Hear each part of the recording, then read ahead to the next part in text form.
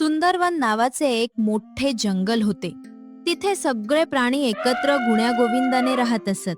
जंगलाचा राजा सिंह खूप दयाळू आणि कडक शिस्तीचा होता. पण गेल्या काही दिवसांपासून जंगलात एक विचित्र घटना घडत होती. प्राण्यांचं खाण्याचं सामान, फळे आणि मौल्यवान वस्तू रात्रीच्या वेळी अचानक गायब होत होत्या. सगळे प्राणी चिंतेत होते. कोणालाच समजत नव्हते की चोर कोण आहे. पण या जंगलात बिल्लू नावाचा एक लांडगा राहायचा.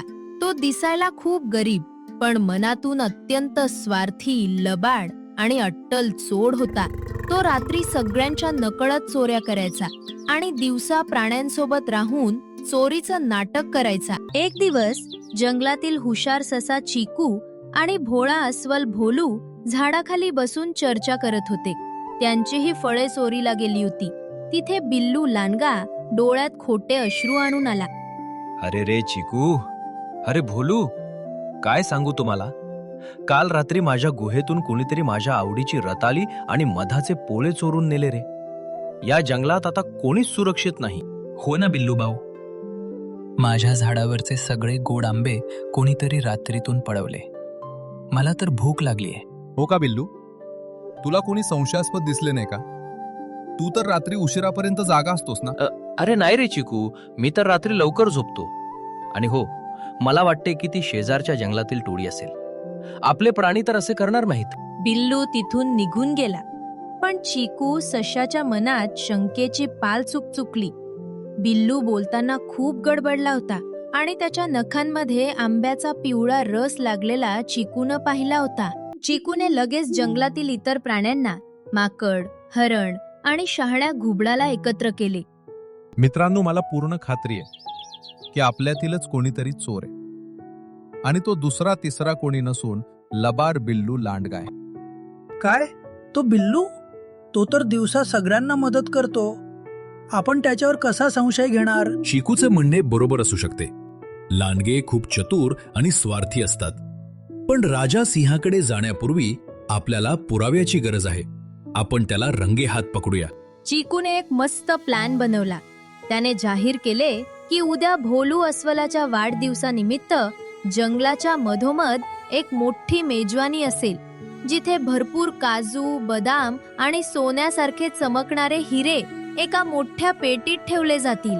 बिल्लूने जेव्हा हे ऐकले तेव्हा त्याच्या तोंडाला पाणी सुटले. तो स्वतःशीच म्हणाला, वाह, उद्या रात्री तर माझी चांदी होणार. सगळे प्राणी झोपल्यावर मी ती पेटीच गायब करणार. दुसऱ्या दिवशी मेजवानी संपली. रात्री जंगलात सगळीकडे शांतता पसरली. सगळे प्राणी झोपल्याचे नाटक करत आपापल्या जागी दबा धरून बसले होते. रात्रीच्या 12 वाजले. बिल्लू लांडगा हळूच दबा धरून पेटीजवळ आला. त्याने आजूबाजूला पाहिले आणि आनंदानं नाचू लागला. मूर्ख प्राणी, इतका मोठा खजिना आणि फळे इथे उघड्यावर ठेवलीत. आता हे सगळे माझे झाले. उद्या मी या जंगलाचा सर्वात श्रीमंत प्राणी बनेन. बिल्लूने जसा त्या पेटीला हात लावला तसा चिकूने बांधलेली दोरी ओढली. त्या दोरीमध्ये बिल्लूचे पाय अडकले. तो जागेवरून हलू शकला नाही.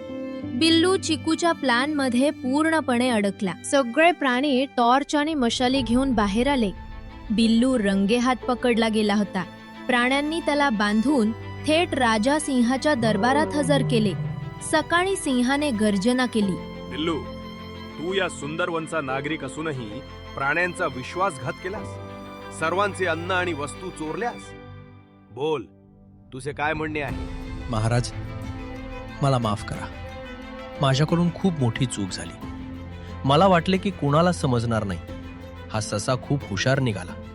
मला सोडून द्या महाराज. महाराज, यानं फक्त चोऱ्याच केल्या नाही, तर स्वतःचे पाप लपवण्यासाठी आमच्यासमोर खोटे अश्रू गाळले.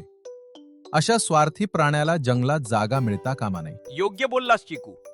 बिल्लू, तुझ्या स्वार्थीपणामुळे आणि लबाडीमुळे तुला या जंगलातून कायमचे हद्दपार करण्यात येत आहे. तू आत्ताच्या आत्ता हे जंगल सोडून निघून जाशील. बिल्लू लांडग्याला मान खाली घालून रडत रडत सुंदरवन सोडून जावे लागले.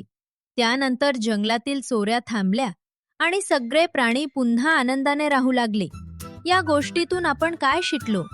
तर चोरी कितीही हुशारीनं केली तरी एक दिवस ती पकडली जातेच. आणि संकटाच्या वेळी हुशारी आणि एकजूट दाखवली तर कोणत्याही समस्येवर मात करता येते.